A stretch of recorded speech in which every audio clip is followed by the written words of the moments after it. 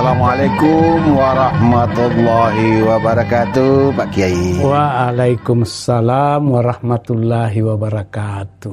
Bagaimana subuh? Alhamdulillah. Semangat jemaah masih banyak. Masih banyak. Mau kelihatannya ini operatornya juga yang di studio juga semangat sekali. Malah tambah enteng puasanya dirasakan. Iya. Tapi saya tidak tahu buka puasanya barangkali kencang dia gosok ini. Iya. Pisang hijau barangkali 2 piring 1 orang barangkali ini. Saya lihat segar sekali ini. Apalagi saya tidak tahu kalau sebentar makan sahur ini, tambah kencang. Ya. Tapi begini, ini bicara masalah bulan puasa ini. Iya. Antara kencang dan tidak kencang berarti di situ ada niat makan karena Allah, ada niat karena apa? Ada yang bukan karena Allah, apa? Terpengaruh. Karena begini, ini dia bilang teman, saya kalau ini kemarin puasa itu temanku, dia bilang kalau ini kita buka saja. Dia bilang teman, kenapa kau itu seperti setan saja? Dia bilang, kenapa aku bilang saya setan? Dia bilang, dia bilang ustaz, dia bilang kiai itu di ceramah di sana bilang, masuk bulan puasa pintu surga terbuka lebar. Pintu neraka tutup rapat, malah dikasih rapu-rapu lagi, diganjal lagi dengan batu merah supaya tambah kuat. Setan diikat, dibelenggu tekan ikat belenggu sama gitu. Nah, kenapa kau bilang seperti itu? Nanti tidak dilihat itu. Itu kiai dan ustaz dibicara itu di masjid. Adakah ikut sama kita? Bagaimanakah itu? Jadi, memang itulah hadis yang paling masyhur disampaikan ulama itu di bulan-bulan Ramadan. Hadis yang masyhur bahkan dikatakan bahwa telah datang kepadamu bulan suci Ramadan, di mana dibuka pintu-pintu surga, kemudian ditutup pintu neraka, dilepaskan dibelenggu para iblis dan setan. Berarti ini kan aman betul. Cuman jangan dibayangkan. Cuman kenapa? Kira-kira itu pintu surga yang mana itu? Bagaimana pintu apa dipakai? Bagaimana cara bukanya? Nah, kalau bayangan seperti itu yang keliru. Jangan bayangkan bahwa jangan-jangan pintunya pintu jati, bukan. Makanya Imam Nawawi mengatakan bahwa yang dimaksud dengan dibukanya pintu surga adalah salah satu bentuk kemurahan Allah. Salah satu bentuk kemurahan Allah. Kenapa? Karena pahala itu, kebajikan yang kita lakukan itu dilipat gandakan. Jadi yang dimaksud itu salah satunya. Artinya bahwa ibadah kita, pahala itu digandakan oleh Allah. Makanya dikatakan itu surga. Pintu-pintu surga terbuka. Kenapa? Dengan kebajikan yang kita lakukan, yang dilipat gandakan pahalanya oleh Allah, berarti kalau kita mengatakan nanti pada yaumul misan, hari pertimbangan, itu karena di bulan Ramadan itu full penumpang, jadi sehingga banyak sekali pahala yang kita terima. Nah, itulah kemurahan Allah. Makanya dikatakan itu surga dibuka, artinya silakan melakukan amal yang sebanyak-banyaknya, tingkatkan baik dari segi kualitas maupun kuantitas, karena akan dijawab oleh Allah dengan berlipat ganda pahala, sehingga dengan mudah-mudahan itulah yang bisa memuluskan kita masuk surga. Dan kita juga berikhtiar untuk tutup itu neraka. Bagaimana caranya? Tutup itu neraka. Jangan sampai pergi di Mandonga beli gembok yang besar-besar supaya tidak terbuka lagi neraka kita tuh. Artinya ternyata bahwa dengan masuknya bulan suci Ramadan, dengan pendekatan iman dan ilmu, ternyata kita akan banyak-banyak menghindar dari perbuatan-perbuatan yang keji dan mungkar. Jadi dalam bulan Ramadan kita ikhtiar untuk menghindari perbuatan keji dan mungkar. Itulah salah satu di antara isyarat bahasa dikatakan bahwa neraka tertutup. Jadi kita dalam Ramadan itu salah satunya itu isyarat bahwa neraka ditutup. Tapi untuk yang kita di sini itu kemungkaran yang kita tidak usah lakukan. Karena ketidaklakukannya itu sehingga kita tidak tergiring menuju jalan neraka. Itu salah satu umpamanya. Jadi jangan kita bayangkan hadis ini seperti membuka pintu di rumah. Seperti itu. Nah, sekarang bahwa ternyata kunci, karena kebanyakan ada kata-kata yang biasa katakan al jannatu miftahul khair. Surga itu adalah kebaikan. Berarti pintu surga terbuka dengan kebaikan.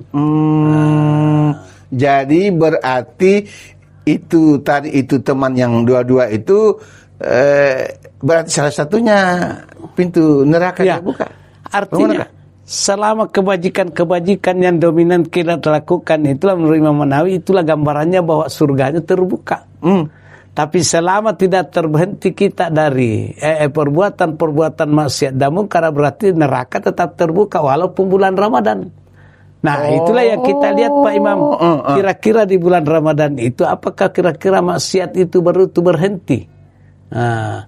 Apakah datangnya bulan suci Ramadan itu semua orang dengan begitu khusyuk melakukan ibadah puasa? Kalau dilakukan berarti itu jalan membuka surga. Oh, iya.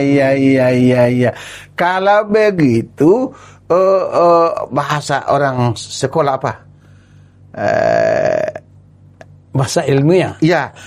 Bagaimana ketemunya itu antara tertutupnya neraka, terbukanya surga. Ya. Dan saya ingat itu penjelasannya Kiai beberapa malam yang lalu. Ya. Orang baru bergembira saja mau datang Ramadan, apa? Sudah diharamkan jasadnya masuk neraka. Bagaimana nih? Memperlihabi dukhuli Ramadan, haramallahu jasadu ala niran. Maha gembira saja kalau masuk bulan suci Ramadan itu sudah diharamkan jasadnya disentuh oleh api neraka. Berarti itulah juga caranya gembira, dia sudah tutup pintu neraka. Oh, jadi dalam ditutup itu pintu neraka identik dengan kita meninggalkan perbuatan-perbuatan maksiat dan yang mungkar. Sekarang saya tanya ulang. Ya. Jadi bagaimana itu dua orang tadi itu bilang kita makan nih. Itu Kiai dibicarakan di masjid dia tidak lihat kita kenapa mau. Bagaimana itu? Jadi dia itu tergolong apa dia? Itulah setan yang terlepas. Dia bilang itu nenekku dulu. Alladzi yuwaswisu fi sudurin fawaswasa ilaihi syaitan. Waswasa dengan jadi kalau orang mengatakan kan juga dikatakan dibelenggu para setan. Ternyata itu ada orang yang mempengaruhi orang suruh buka. Bukan setannya yang lepas, tapi dia menjelma menjadi setan. Oh, jadi sudah dia setannya? Iya, dia setannya. Kalau dia tanya, kenapa kau tuduh orang jadi setan? Itu tidak baik gitu. Iya, tapi karena ada yang mengatakan wa ammalum matus syayatin fa i'adu bil birri wa taksibi bil haq. Apa itu? Wa ammal malaku fa i'adu bil haq wa taksibi bil bir. Itu artinya dulu saya tidak tahu apa bilang. Kata mengatakan bahwa kenapa itu dikatakan setan? Karena dikatakan yang namanya setan itu selalu membisikkan orang untuk membenarkan apa yang salah. Oh, jadi suruh buka kok. Pengaruh setan. Jadi kalau begitu dalam Ramadan, selain dari ini bicara Ramadan, jadi sepanjang siapa saja yang membisikkan atau menganjurkan atau mengarahkan atau mengajak yang tidak benar, itu namanya setan. Makanya ada setan di kantor. Adakah di kantor? Ada banyak. Ada setan di sekolah. Ada setan di RRI. Ada setan di RRI. Siapa itu? Dia bilang, kita pulang nih. Jangan kita rekam itu Kiai tidak ada kepala kantor. Kita pulang. Anak sekolah juga. Kita bolos. Guru matematika mau masuk.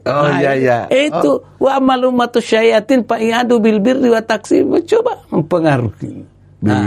Datanglah bisikan malaikat. Wa amal malaku fa i'adu bil haq wa taksib bil bir. Oh, pantas. Saya pernah dengar itu dibilang itu Ustaz dulu di waktu ini masih sekolah. Ya. Dia bilang kalau nantinya itu saatnya itu apa namanya orang yang berpuasa atau pada Ramadan itu akan terbentuk beberapa keadaan dia itu menjadi orang baik yang benar. Dan orang yang tidak baik yang penjelmaan daripada iblis setan itu. Jadi termasuk yang begini ini juga termasuk. Itulah makanya di mana ada kemaksiatan dipelihara, di mana kemaksiatan dilakukan itu karena pengaruh iblis.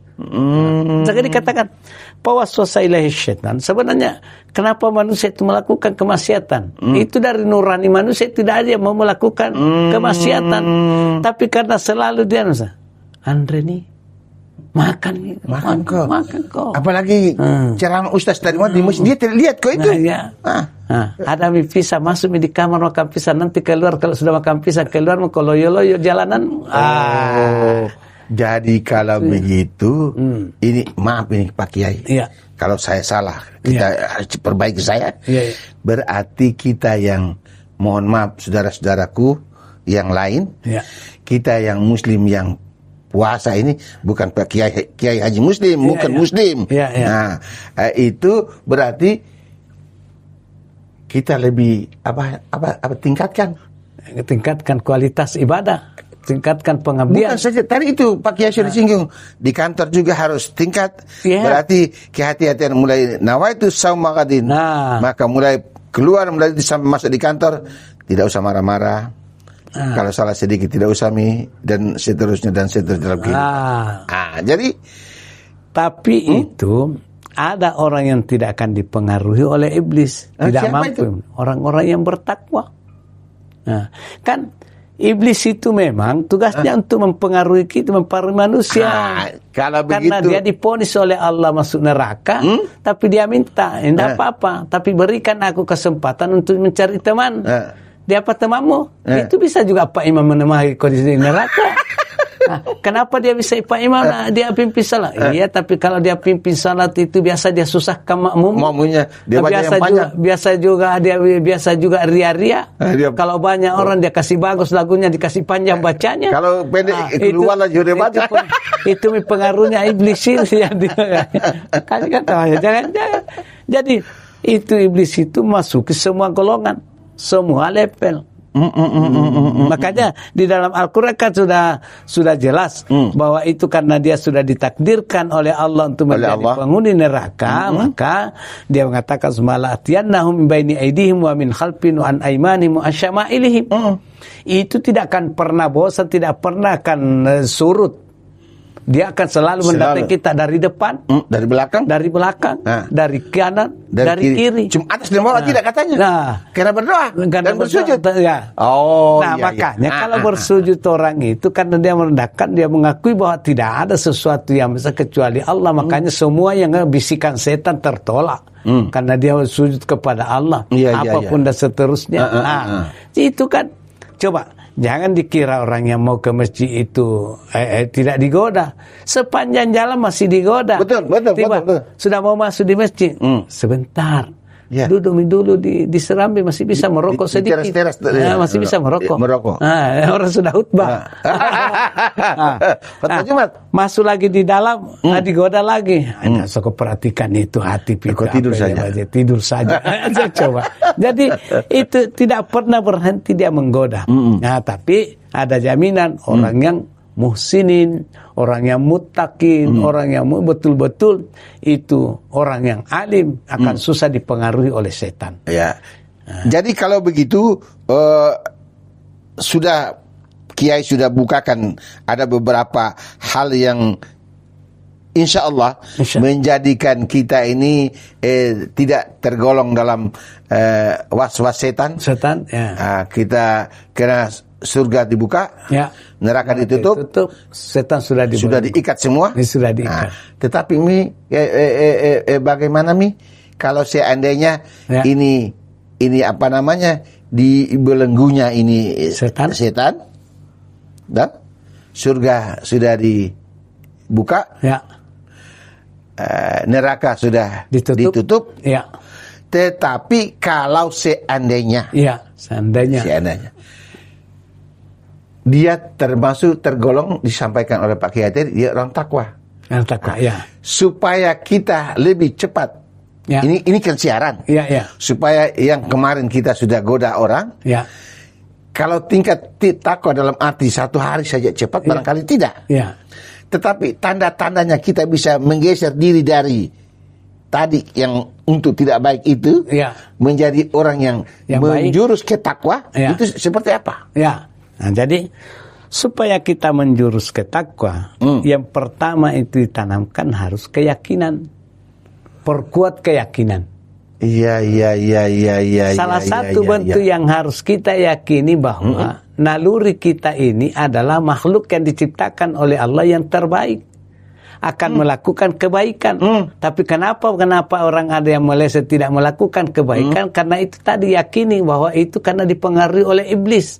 Makanya kita harus yakin setiap ada bisikan dalam hati kita, dalam pikiran kita itu untuk melakukan sesuatu yang maksiat, maka yakin cepat ini bisikannya setan ini. Oh, jadi kita langsung seperti tadi Bang Rey, kita nah, tapi dia menolak ataukah mengatakan saya tidak mau, itu adalah salah satu tanda bahwa dia tidak terpengaruh dengan godaan. Berarti masih ada sedikit kerasa iman dan ketakwaan ada.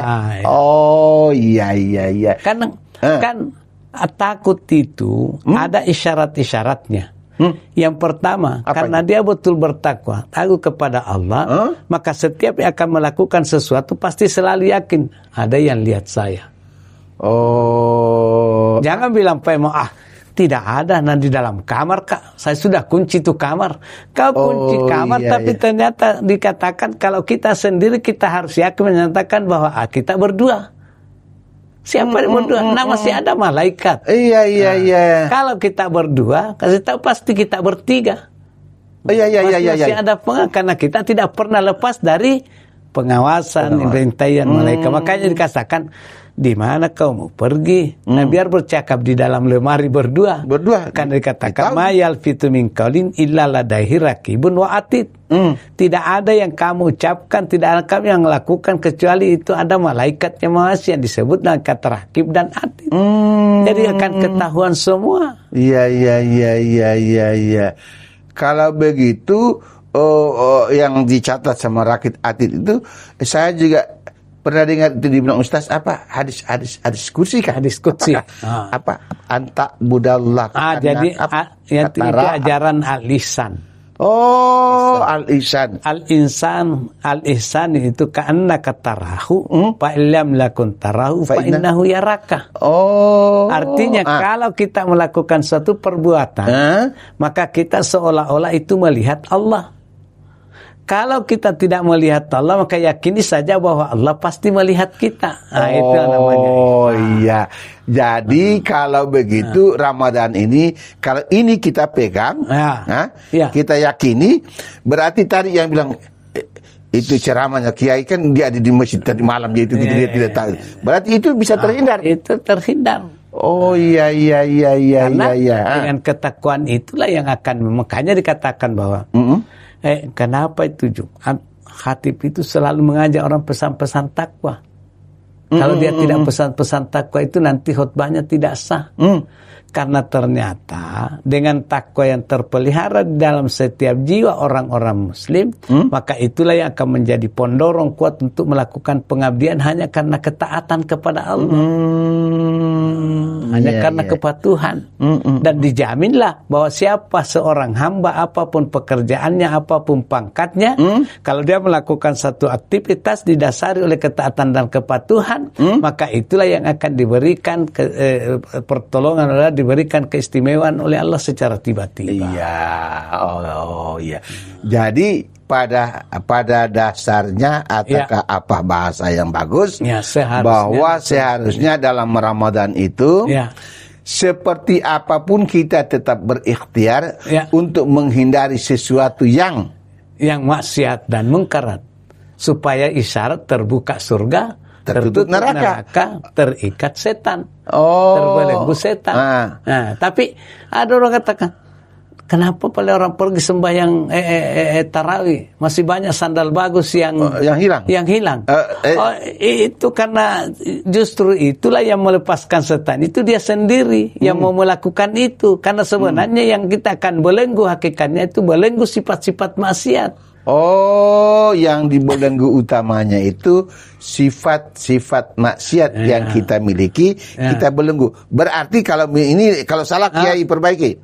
Jadi berarti sangat dianjurkan terbelenggunya setan itu kita pertama membelenggu diri kita duluan. Artinya kalau berbicara secara fisik, pada saat ada mangganya tetangga bergantung-gantung, lalu tangan ini mau mengambil, belenggu tanganmu. Karena setan itu ada di tanganmu, ambil. Tangan sudah bergerak, jangan, dibelenggu lagi.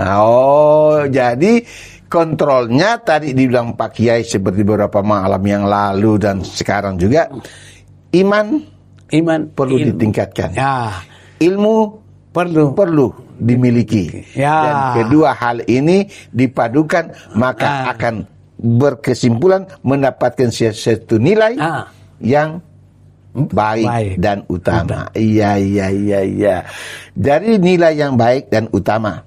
Jadi untuk itu baik dan utama, tapi ini tidak bisa baik, Pak, kalau kita tidak sahur. Saya pamit dulu. Assalamualaikum warahmatullahi wabarakatuh. Waalaikumsalam warahmatullahi wabarakatuh. Sekarang